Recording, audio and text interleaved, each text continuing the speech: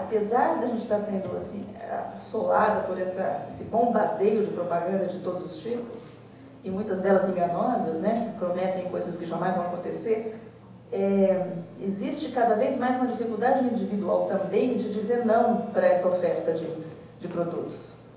Se a gente for pensar, por que a criança diz não, por que ela não consegue, aliás, dizer não para não quero comprar um brinquedo que a televisão está apresentando? Porque a gente não pode esperar que a criança tenha essa capacidade.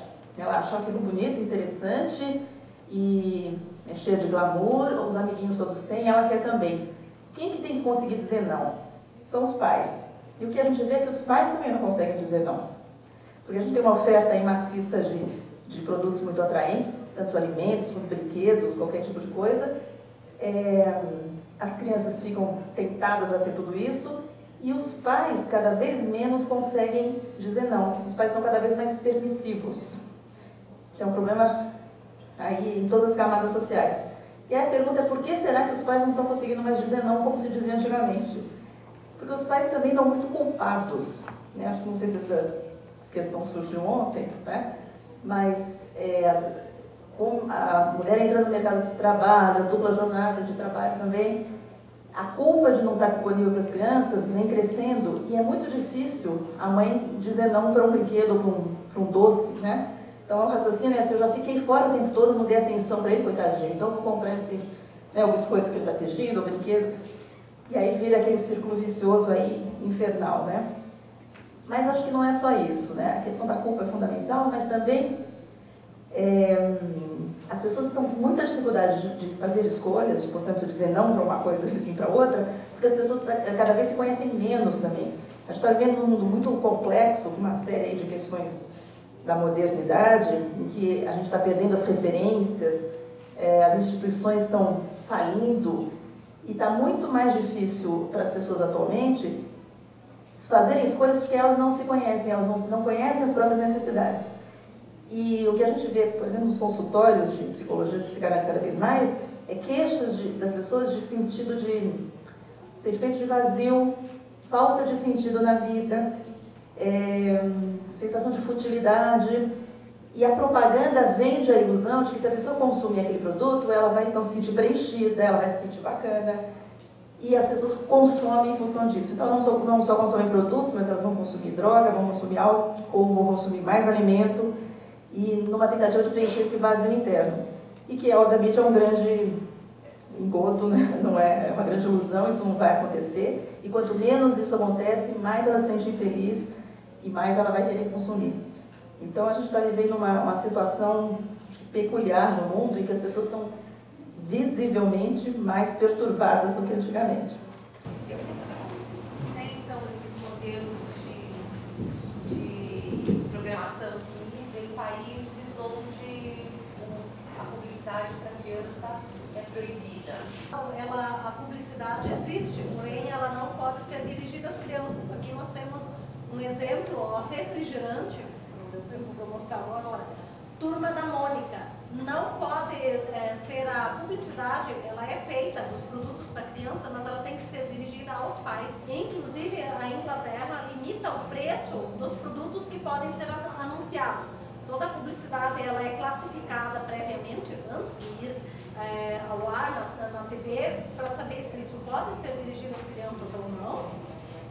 O preço dos produtos é limitado, dos que podem ser anunciados, porque até as revistas lá foram criticadas pelo Conselho de Autorregulamentação deles, porque determinados produtos de informática que estavam sendo veiculados em revistas de publicação infantil eram caros demais, estavam acima de 25 libras, o que já era considerado produto excessivamente caro, que muitas crianças não teriam condições de adquirir. Na Alemanha e outros países, nem o programa infantil pode ser interrompido por publicidade, para que as crianças não sejam influenciadas.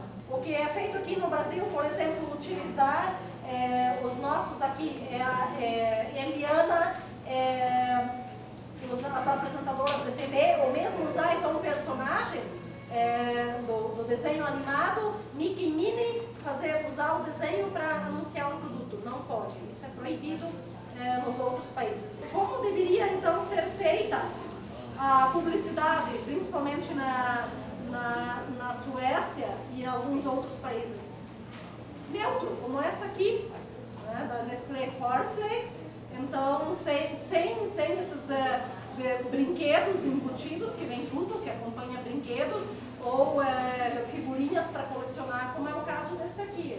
Tem que anunciar para os pais vão decidir se eles têm condições ou não de adquirir o produto. Tem mais uma pergunta? Na verdade, não é uma pergunta, eu queria ajudar a responder a sua colocação. Nós aqui no Brasil temos um modelo de financiamento da televisão através da publicidade. Isso não acontece no mundo inteiro. Você tem internet grátis. Quando você tem internet grátis, ela não é grátis. Você está pagando um pulso para telefone, você está pagando alguma coisa, você está pagando, assim como na TV, você está pagando com o teu tempo, com a tua presença. Alguns modelos em outros países, você paga na conta de energia elétrica. O que sustenta é uma taxa na energia elétrica.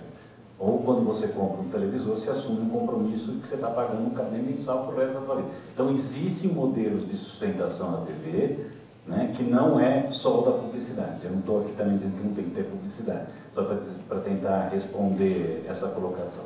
E por último, assim, o Brasil é signatário de uma coisa que ele é contra a aplicação do uso da bomba atômica, da energia atômica para fins não pacíficos. Okay? A tecnologia existe e não é porque a tecnologia existe que a gente vai usar. Então, acho que assim, o problema da sustentação dos veículos de comunicação não é problema nosso, é problema de quem faz. E eu sou uma das pessoas que faz. Quer dizer, a gente tem que resolver essa questão, e não os pais, e não com esse ônus em cima daí, muito menos as crianças. Né? Então, Marcos, quer fazer uma pergunta? Eu queria fazer uma pergunta para o Dr. Tadei. Se no meio da medicina, se hoje se fala, se hoje consegue se fazer um trabalho bem objetivo com relação aos meios de comunicação, à propaganda e esse impacto na saúde pública, se isso hoje é debatido no meio médico.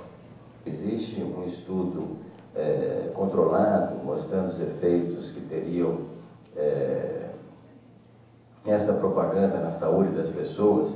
Eu estava ontem vendo o Fernando Hernandes aqui, que é um especialista nisso, e ele garantia que não existe nenhum estudo dessa natureza.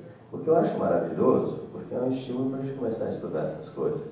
Né? Não é um modelo muito fácil, viu, Marcos, de tentar equacionar um modelo de investigação, porque o que existe nas ações de educação por mídia é uma contaminação muito grande. Por exemplo, se você pensar nessas coisas que a Noemi estava mostrando para a gente, como é que você determina uma população não exposta a essa propaganda? Né? Será que existiria um estado onde houve essa exposição e a outra onde não houve exposição nenhuma, para você poder ter isso efeito nas populações em termos de consumo de alimentos e mortalidade a longo prazo? Não é um estudo muito fácil de ser feito. Né? Eu acabei de conversar ontem com uma pessoa que vai na nossa reunião lá, que é uma nutricionista da Nestlé. Ela é da área de wellness. Ou seja, a Nestlé, que é a maior empresa de alimentos do mundo, e é a que mais comercializa alimentos no Brasil, criou, no mundo inteiro e também aqui no Brasil, uma área para tentar colocar na equação de comercialização de alimentos a questão do bem-estar. Então é possível que com o tempo, como já acontece no primeiro mundo, as empresas que comercializam alimentos causadores de doença sejam um pouco mais discriminadas. E aquelas que comercializam alimentos promotoras de saúde, né, sejam mais aceitas. E esse tipo de atividade, voltando à sua pergunta da questão de quem paga a publicidade, eu acho que as emissoras de televisão, numa situação como a brasileira, poderiam, por exemplo, receber algum tipo de subsídio se fizesse propaganda de leite desnatado ou de tangerina. Estamos na época do caqui. Será que quem vende caqui também não precisa ganhar dinheiro? Não é? Caqui é uma fruta maravilhosa. Né? Por que nós não subsidiamos frutas e verduras? Tira o ICMS de frutas e verduras. Né? Cria um estímulo para quem faz o mercado para expor a fruta e verdura de forma que ela não fique escondida. Quer dizer, existe um mundo de oportunidades para a criatividade que a gente pode estar tentando trabalhar. Né? Tanto na área de propaganda, como educação, como mudança do meio em que as pessoas vivem. Ou seja, voltando ao ponto inicial, a notícia boa é que está tudo por ser feito. Né? Fiquem felizes, porque o mundo pode ser arrumado e essa geração pode contribuir muito. Obrigada. obrigada, então, pela atenção de vocês.